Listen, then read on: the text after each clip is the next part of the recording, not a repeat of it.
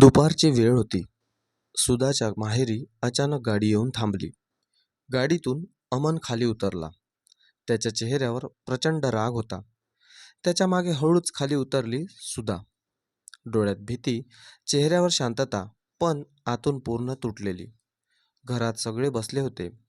सुधाचे बाबा, आई आणि काही नातेवाईक. अमन आत आला. बसला नाही, सरळ मोठ्या आवाजात बोलायला सुरुवात केली. आज मी सगळं स्पष्ट सांगायला आलो आहे. त्याचा आवाज चढत गेला. मला तुमच्या मुलीला कुठे नेण्याची लाज वाटते.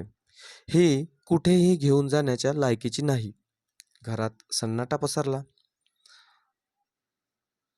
सुधाच्या आईच्या डोळ्यात अश्रू आले. सुधा खाली मान घालून उभी होती. तिच्या कानात प्रत्येक शब्द धक्का देत होता. मी इतकी वाईट आहे का? अमन पुढे म्हणाला, तिला आधी नीट वागणूक शिकवा, संस्कार शिकवा, तेव्हाच मी हिला परत घेऊन जाईन, नाहीतर मी परत येणार नाही. हे ऐकून सुधाचे बाबा हादरले.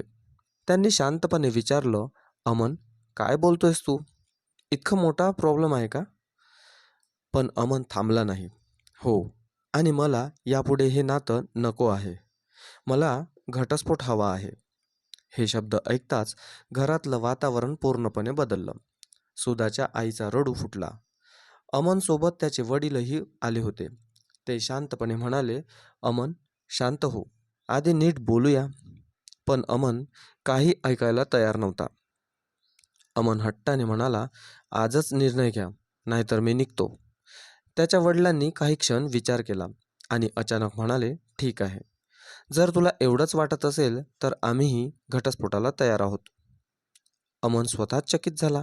इतक्या लवकर मान्य केलं? त्याला वाटलं होतं त्याच्या घरचे त्याला थांबवतील, पण इथे उलटच झालं. सुधा मात्र पूर्ण शांत होती. तिच्या मनात एकच विचार चालू होता, मी एवढी चुकीची आहे का? त्या दिवसानंतर घरात शांतता पसरली होती.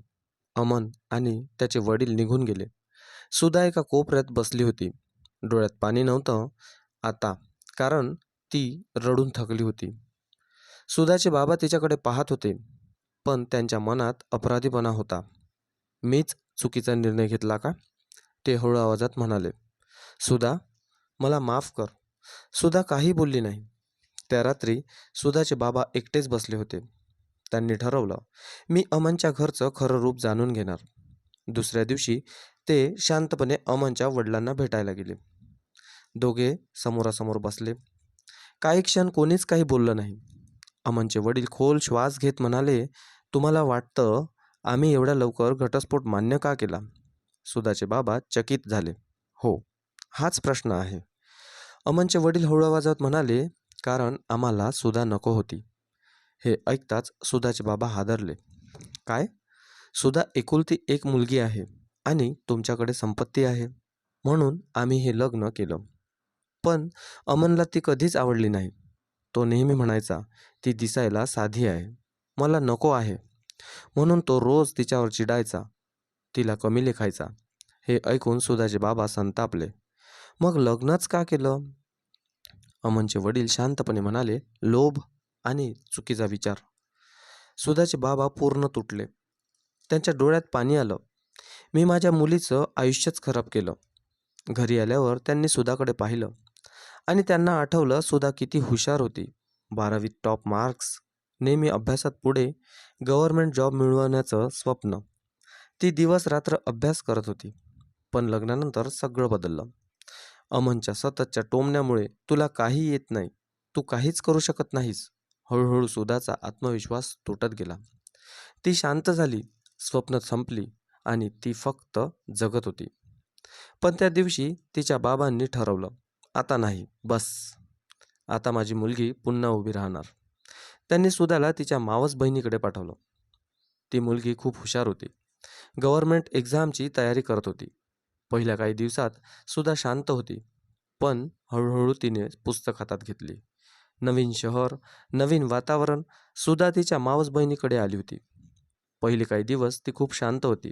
ना कुणाशी जास्त बोलायची, ना काही विचारायची. रात्री झोप येत नव्हती. अमनचे शब्द तिच्या कानात घुमायचे, तू कुठेही घेऊन जाण्याच्या लायकीची नाहीस. तुला काहीच येत नाही. प्रत्येक शब्द तिच्या मनाला जखम देत होता. एक दिवस तिची मावस बहीण तिच्या समोर पुस्तक ठेवते. सुधा, तू आधी खूप हुशार होतीस ना, मग आता का थांबली आहेस? हे शब्द थेट तिच्या मनाला लागले.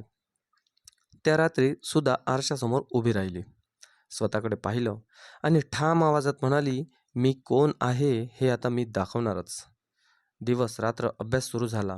सकाळी लवकर उठणं, नोट्स बनवणं, टेस्ट देणं, ती पूर्णपणे बदलत होती. कधी कधी थकवा यायचा, कधी डोकं दुखायचं, पण ती थांबत नव्हती. मला सिद्ध करायचं आहे असं करत करत 6 महिने गेले आणि तो दिवस आला, निकालाचा. सुधाचे हात थरथरत होते. तिने हळूच रिझल्ट उघडला. काही सेकंद ती स्क्रीनकडे बघतच राहिली. सिलेक्टेड, तिचं नाव यादीत होतं. Government job. तिच्या डोळ्यातून अश्रू वाहू लागले. पण यावेळी ते दुःखाचे नव्हते, ते जिंकण्याचे होते. सुधाच्या घरी आनंदाची लाट आली. तिचे बाबा रडत होते. माझी मुलगी परत उभी राहिली. काही दिवसांनी अमनला ही बातमी कळली. सुधालाही गव्हर्नमेंट जॉब लागली. तो थक्क झाला. त्याच्या मनात एकच विचार, हीच ती मुलगी जी मला नको होती. आता त्याला ची किंमत कळू लागली. अमनने लगेच संपर्क करण्याचा प्रयत्न केला. फोन, मेसेज, पण सुद्धा शांत होती. घटस्फोटाची तारीख जवळ येत होती. अमनच्या मनात आता वेगळाच विचार होता. कदाचित आपण पुन्हा एकत्र राहू शकतो. कोर्टाचा दिवस. सगळे कोर्टात जमले होते. एकीकडे अमन, दुसरीकडे सुधा. पण यावेळी फरक होता. आधीची घाबरलेली सुधा शांत नव्हती. आज ती आत्मविश्वासाने उभी असलेली सुधा होती. जज समोर केस सुरू झाली. काही औपचारिक प्रश्न झाले. दोघांनाही विचारलं गेलं, तुम्हाला हा घटस्फोट मान्य आहे का? सगळ्यांची नजर सुधावर होती. इतक्यात अमन पुढे आला. त्याचा आवाज आता मवाळ झाला होता. सुधा, 1 मिनिट. सगळे त्याच्याकडे पाहू लागले. माझ्याकडून खूप मोठी चूक झाली. मी तुला कधी समजूनच घेतलं नाही. आज मला तुझी किंमत कळली आहे. त्याच्या डोळ्यात पश्चाताप होता. आपण पुन्हा एकत्र राहू शकतो का? मी वचन देतो, आता सगळं बदलून टाकेन. कोर्टात शांतता पसरली. सुधा काही क्षण शांत उभी राहिली. तिने अमनकडे पाहिलं आणि शांत पण ठामपणे आवाजात म्हणाली, जेव्हा मला तुझी गरज होती तेव्हा तू मला तोडलंस. आज मला स्वतःची किंमत कळली आहे. सुधा पुढे म्हणाली, मी तुझ्यासोबत राहण्यासाठी नाही, स्वतःसाठी जगण्यासाठी तयार झाले आहे. अमन निशब्द झाला.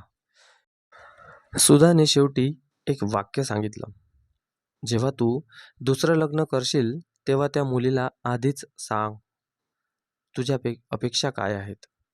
किमान तिचं आयुष्य तरी खराब होणार नाही. जजने कागद पुढे केले. दोघांनी सही केली. नातं अधिकृतपणे संपलं. कोर्टाबाहेर सुद्धा बाहेर पडली. तिच्या चेहऱ्यावर शांतता होती. ना राग, ना दुःख, फक्त आत्मसन्मान. आणि अमन तिथेच उभा राहिला. त्याला कळलं, ज्याला मी कमी समजलो तीच आज माझ्यापेक्षा खूप मोठी झाली. काही दिवसांनी सुधा तिच्या नवीन नोकरीवर जॉईन झाली. स्वतःच्या पायावर उभी, आत्मविश्वासाने भरलेली, ही अशी सुधा होती. बोध. जो तुमची किंमत ओळखत नाही त्याच्यासाठी स्वतःला बदलू नका. आत्मसन्मान गमावून मिळालेलं नातं कधीच सुख देत नाही. स्वतःवर विश्वास ठेवा. एक दिवस तुम्हीच तुमची ओळख बनवाल. धन्यवाद.